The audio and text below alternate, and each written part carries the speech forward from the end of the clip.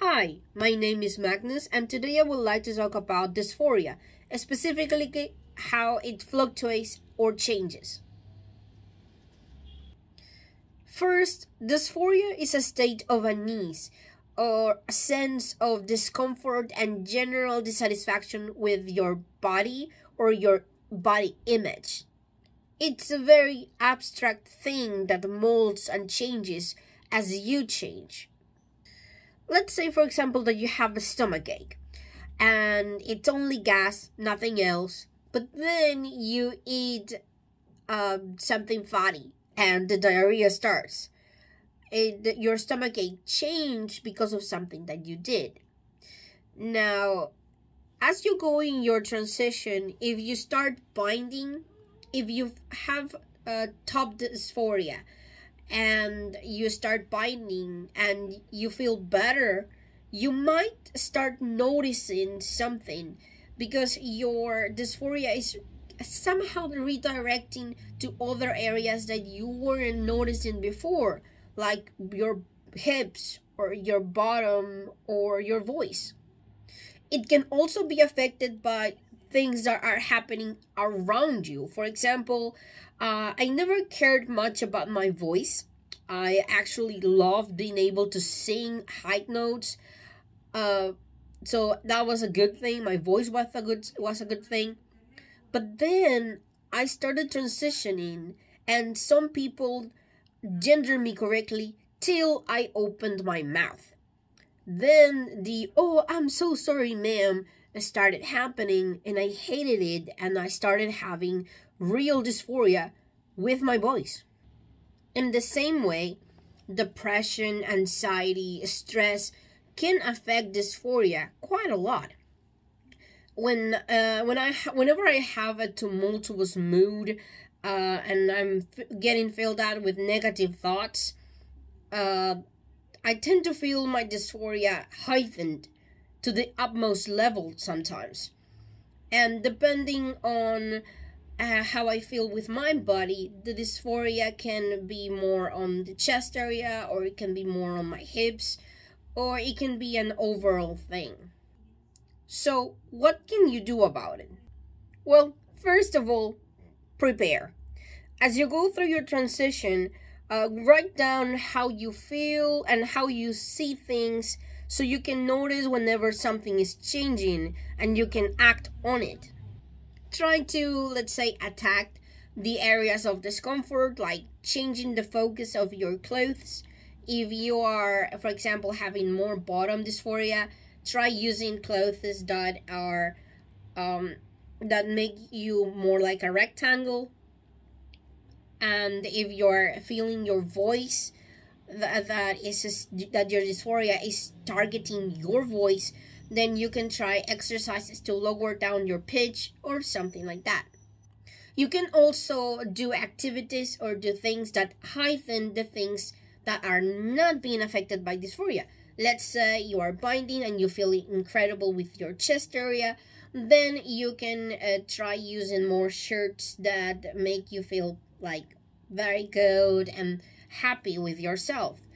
You can do things that make that highlight the areas that you actually like, so that you don't have to stress about the areas that have been highlighted by the dysphoria.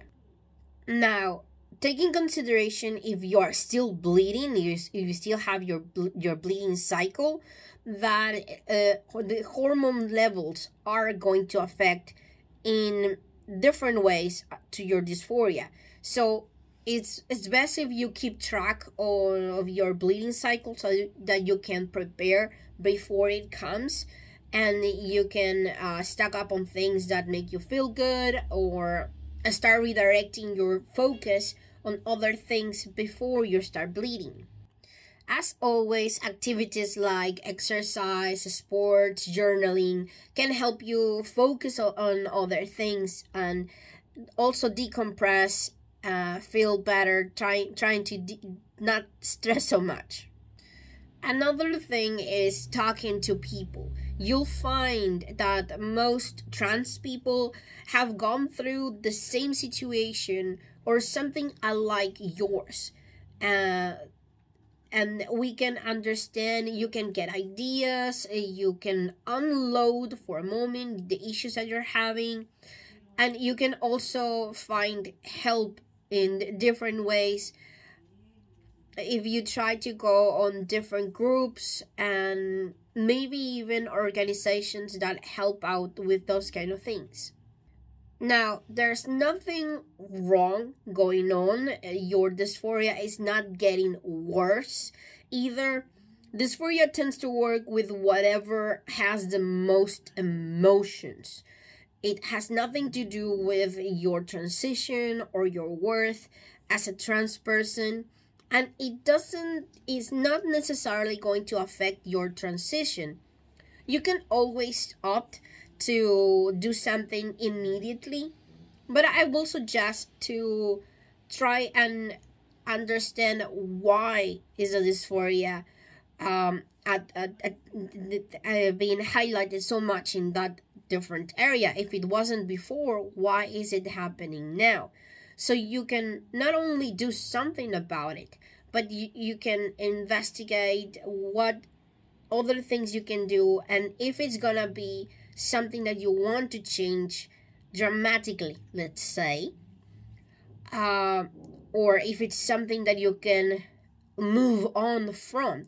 Because, for example, again with my voice, I started feeling really stressed out because my work demanded me to be talking to people through a phone connection, and I will be 24/7 hearing ma'am, ma'am, ma'am, and it was really breaking my heart. But now that I don't have that job anymore, the dysphoria with my vocals, my vocal cords, my voice in general has disappeared. I feel good with my voice. I'm happy with my voice. So right now, I don't want to change my voice that much. I feel comfortable with how it sounds. Sure, I would like it to be a little less high. I would like for it to be a little dark and low, but I can wait, and I don't have that much problems with that.